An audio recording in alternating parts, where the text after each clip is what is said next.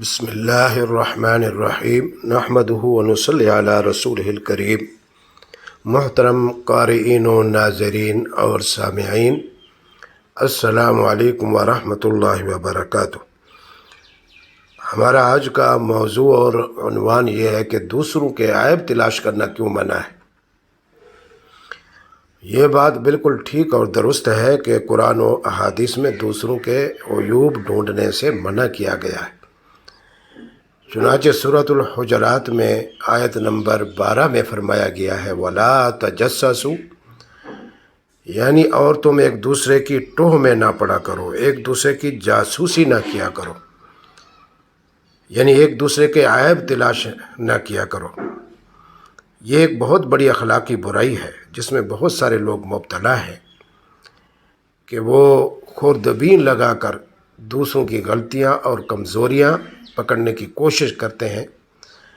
یہ بہت بڑا گناہ ہے اور غرور و تکبر، منصب طلبی اور حسد کی علامت ہے۔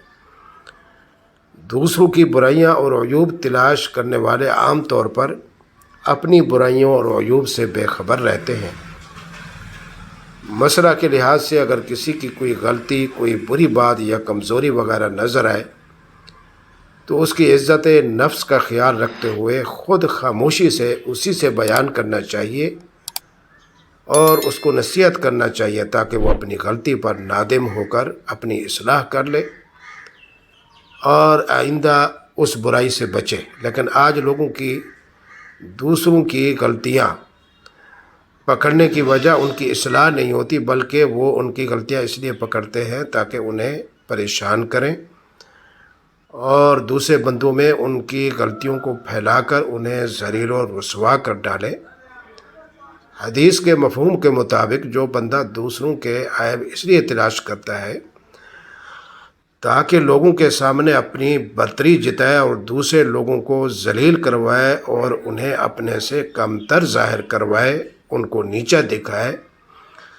اللہ کی قدرت کا قانون ہے کہ جو شخص ایسا کرتا ہے اس کے اپنے عیب اور اس کی چھپی ہوئی چیزیں اللہ تعالیٰ لوگوں میں ظاہر کر دیتا ہے اور اس کو ذلیل کر دیتا ہے۔ اسی وجہ سے حضرت عبداللہ ابن عمر رضی اللہ تعالی عنہ نے ایک دن کعبۃ اللہ کو دیکھتے ہوئے کہا تھا کہ اے کعبہ، تو کس قدر عظیم ہے اور تیری حرمت و عظمت کس قدر بلند ہے، مگر اللہ کے نزدیک ایک مومن کی حرمت و عزت تجھ سے بھی زیادہ عظیم ہے۔ الغرض یہ قرآن کریم کا ایک واضح امر و حکم ہے کہ اس نے ہمیں واضح طور پر دوسروں کے عیب ڈھونڈنے اور دوسروں کے چھپے ہوئے اور پوشیدہ حالات کی کھوج لگانے اور ان کی روزمرہ زندگی کی ٹوہ میں پڑنے اور ان کے اندرونی حالات کی گہرائی میں جانے سے منع کیا ہے۔ مگر قرآن کی اس واضح تعلیم کے برعکس ہمارا رویہ اور طرز عمل یہ ہے کہ دوسروں کے عیب تلاش کرنا ہے۔ حقیقت یہ ہے کہ ہم اپنی زندگی کا زیادہ تر وقت صرف ہی انہی کاموں پر کرتے ہیں کہ فلاں بندے کی کمزوریاں کیا ہیں، اس کے مسائل اور پریشانیاں کیا ہیں، اس کی نجی اور انفرادی ذاتی زندگی پر طرح طرح کے تجزیے اور تبصرے پیش کیے جاتے ہیں اور اس کی ذات میں عیوب و نقائص تلاش کیے جاتے ہیں۔ الغرض ہم اپنی زندگی کا ایک بہت قیمتی حصہ بلا ضرورت اور فضول میں دوسروں کے حالات و عیوب معلوم کرنے پر ضائع کر دیتے ہیں اور اپنے گمان و ظن کی بنیاد پر غلط یا درست ان کے بارے میں کوئی نہ کوئی رائے قائم کر لیتے ہیں، جبکہ قرآن مجید نے ہمیں دوسروں کی جاسوسی کرنے سے واضح طور پر منع کیا ہے۔ لہٰذا اس کام میں پڑنے سے نہ صرف یہ کہ ہم اپنا قیمتی وقت ضائع کرتے ہیں بلکہ قرآن کے حکم کی خلاف ورزی کر کے ہم گناہ کے مرتکب بھی ہو جاتے ہیں۔ لہٰذا دور حاضر میں اپنے قیمتی وقت کو بچانے کے لیے اور اپنی زندگی کو سیدھا رکھنے کے لیے اور ہدایت حاصل کرنے کے لیے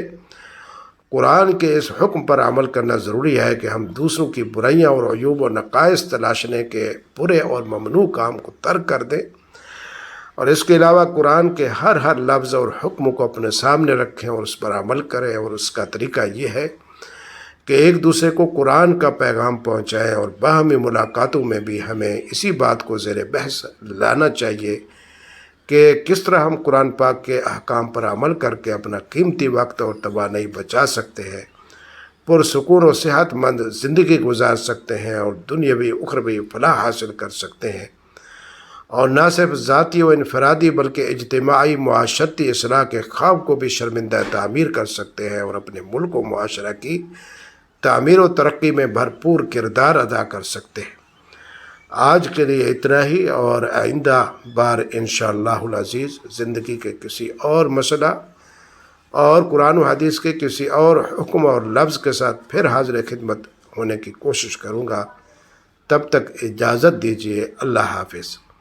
یہ ویڈیو اگر آپ کو پسند آئے تو اسے لائک اور سبسکرائب کرنا نہ بھولیں۔